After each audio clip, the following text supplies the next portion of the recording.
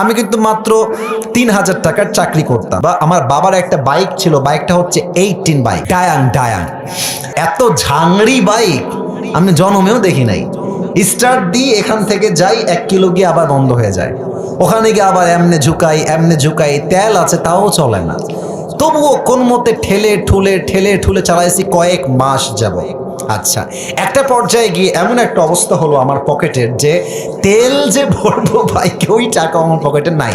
তা আব্বাকে বললাম, আব্বা मैं माफी भी मांगता हूँ, দোয়া भी मांगता हूँ, আমার দ্বারা এই বাইক আর চলবে না, তোমার বাইক তুমিই রাখো। তা আব্বা বললো, কি করব বাইকটা, আমার পায়ে তো ব্যথা, আমি তো হার্টের রোগী, এটা কি সেল করে দিব? বললাম, বিক্রি করে দাও, আমি এটা বিক্রি করে সাইকেল কিনবো, সাইকেলের চাইতে ভালো হবে আমার জন্য। তো যাই হোক,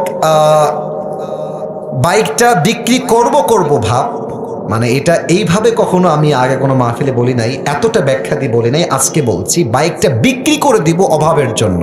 বাট বিশ্বাস করেন, সেই সময়টা প্রতিদিন তাহাজ্জুদ পড়তাম, প্রতিদিন আল্লাহকে বলতাম যে আল্লাহ তুমি আমাকে কবুল করো, আমার চেষ্টা কবুল করো।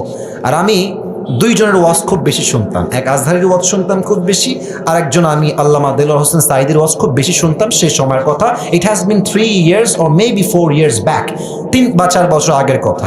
তো হঠাৎ করে আমি একদিন জুমার খুতবা দিলাম, আমি আবারও বলছি এই কথা কিন্তু আমি কখনো কোথাও আপনার শোনেন নাই, আমি আজকেই বলছি। তো জুমার খুতবা দিলাম, আমি প্রায় 1 বছর যাবৎ জুমার খুতবা দেই, ভিডিও আপলোড হয়, কিন্তু কখনো কোনো রেসপন্স আসে না, আই মিন কেউ দেখে না ভিডিও। এই 10টা-20টা লাইক পড়ে, 2-1জন কমেন্ট করে মাশাআল্লাহ, আমি তাতেই খুশি, আলহামদুলিল্লাহ, 2-1জন দেখলে আমার জন্য এনাফ, বা আমার খুশি কারণ হয়ে যাবে। তো আমার মনে আছে হঠাৎ করে একটা ভিডিও আপলোড হলো আমাকে নিয়ে, মাশাআল্লাহ, ভিডিওর টপিক খুব ভালো ছিল, লাখ লাখ রিচ হয়ে গেল একদিনেই। মনে করেন যে 10-20 লাখ মানুষ দেখে ফেললো সেই ওয়াজটা। পরে মিডিয়ার থেকে আমাকে কল দেওয়া হলো যে আপনি জুমা পড়ান কোথায়, আমরা আপনার ভিডিও রেকর্ড করব।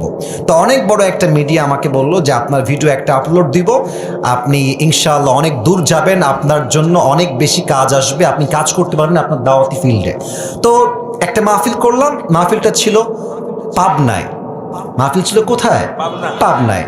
তো পাবনায় গেলাম, আমি হলাম 3 নাম্বার বক্তা, দ্বিতীয় বক্তা না, 3 নাম্বার। তো আমাকে যখন ওয়াজে দেওয়া হলো, দ্বিতীয় বক্তা খুবই রাগ, আমার টাইমটা তাকে কেন দেওয়া হচ্ছে, ওকে তো দিয়ে কাজ হবে না, ওকে নামান, একে দিয়ে কাজ হবে না। এটা 3 বছর আগের কথা, বেশি না, 3 বা 4 বছর আগের কথা।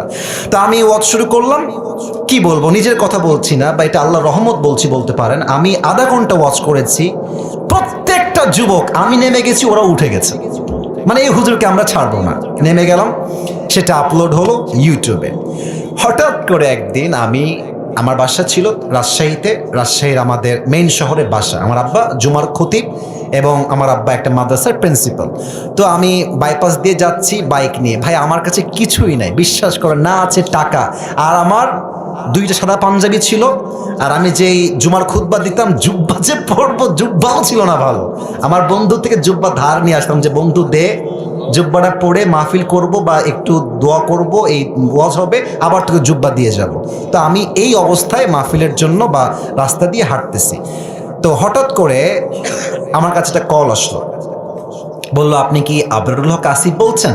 এটা অনেক আগের কথা, আমার ক্যারিয়ার কিন্তু শুরু হয় না। বললাম জি ভাইয়া, আমি আবরারুল হক আসিফ বলছি, আপনি কে? তো বললো যে আমি অমুক জেলার থেকে বলছি, আপনার একটা মাহফিলের ডেট লাগবে। শুনে কলিজায় এত শান্তি লাগলো যে আলহামদুলিল্লাহ, আল্লাহ হয়তো আমার রাস্তা খুলতেছে, এই তো রাস্তা আমার খুলে যাচ্ছে। তা আমি একটু ভাব নিলাম, আমার কিন্তু ডেট মেট কিছুই নাই। বললাম ও আচ্ছা, ডেট নিবেন কবে, আমাকে তো দেখতে হবে ভাই।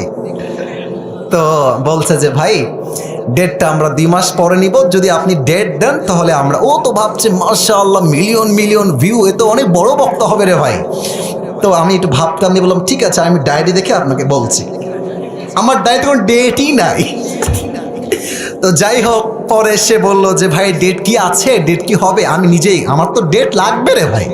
আমি কল দিয়ে বললাম ভাই হ্যাঁ অমুক তারিখের ডেট হতে পারে, আপনি কি ডেটটা নেবেন? তো বলছে অবশ্যই নিব। তো বলছে যে ভাই আপনার হাদিয়া কত? আমি তো জীবনে হাদিয়াই নেই না, হাদিয়া কত বলবো। এখন বলছি যে ভাইয়া হাদিয়া আসলে বলা যাবে না, আপনি বলেন যে আপনি আমাকে কত দিবেন। তো আমার বেতন কিন্তু ভাই মাত্র 3,000 টাকা, এবং 3,000 টাকা এত কম আমার জন্য, বাইকের তেল ভরতে আমার 3,000 টাকা শেষ হয়ে যায়, খাবো কি আর পরবো কি। তো আমার ভাই বলছে যে আপনি একটু বললে আমার জন্য খুব ভালো হয়। তো আমি বললাম যে আপনাদের গত বছরে কে আসছিল? বলছে আমাকে একজন বক্তা আসলো। কয় টাকা দিয়েছেন? বলছে 20,000 টাকা দিয়েছি। মনে বলছি 20,000 টাকা, আর ওকে বলছি ভাই এটা কোনো টাকা হইল? আচ্ছা যাই হোক, অনেক কথাবার্তা বলে সে বললো ঠিক আছে আপনাকে আমরা 25,000 টাকা দিব, গাড়ি ভাড়া সব কিছু মিলিয়ে খাওয়া দাওয়া মিলিয়ে থাকা সহ 25,000 টাকা আমি আপনাকে দিব। তো বললাম দিব বললেই তো হবে না ভাইজান, আপনাকে তাকে অ্যাডভান্স করতে হবে না, আমি প্রোগ্রামটা কনফার্ম মনে করব কেমন করে? তো বলছে ঠিক আছে ভাই আপনি আপনার নাম্বারটা আমাকে দেন, আমি আপনাকে 5,000 টাকা অ্যাডভান্স করছি। আমি বললাম ইয়ার ইয়ে তো মেরি রাস্তা খুল গিয়া মাশাআল্লাহ। তো বলছে ঠিক আছে আমি আপনাকে দিচ্ছি, নাম্বারটা আমাকে পাঠান। তো নাম্বার দিলাম, 3 দিন কোনো খবর নাই। মনটা আবার খারাপ, জানলাম ডেটটা কি তাহলে পাবোই না। তো 3 দিন পরে আবার আমার ভাই কল দিয়ে বলছে প্রিয় ভাই আপনাকে তো আমি টাকা দিব, বাট আমি টাকা তুলতে পারি নাই এলাকার থেকে, তাই টাকাটা দিতে পারি নাই। তো মার্শাল্লাহ সবাই আমাকে টাকা দিয়ে দিয়েছে, আপনার নাম্বারে আমি এখনই টাকা পাঠাচ্ছি। তো আমাকে ওই প্রথম মাহফিলের জন্য 5,000 টাকা অ্যাডভান্স দেওয়া হয় এবং 5,000 টাকায় আমি আমার আব্বা আম্মাকে দিয়ে দিয়েছি। যাও তোমরা নাও। বিশ্বাস করেন ওই যে আমার জার্নি শুরু হলো। আল্লাহু আকবার, কি বলবো, এখন এমন একটা দিন নাই যেই দিন শত শত কল আসে না। আসিফ হুজুরকে লাগবে আপনাদের কি, আমাকে বলে 3 লাখ নিবেন, 2 লাখ নিবেন, 1.5 লাখ নিবেন, কত খালি বলেন না আপনাকে আমরা চাই। আপনি বলবেন হুজুর আপনি এত লম্বা স্টোরি কেন বললেন? 1 ঈমান, 2 হচ্ছে তাকওয়া। এই 2টা থাকলে বান্দার সফলতাকেও আটকায় রাখতে পারে না, ঠিক কিনা বলে?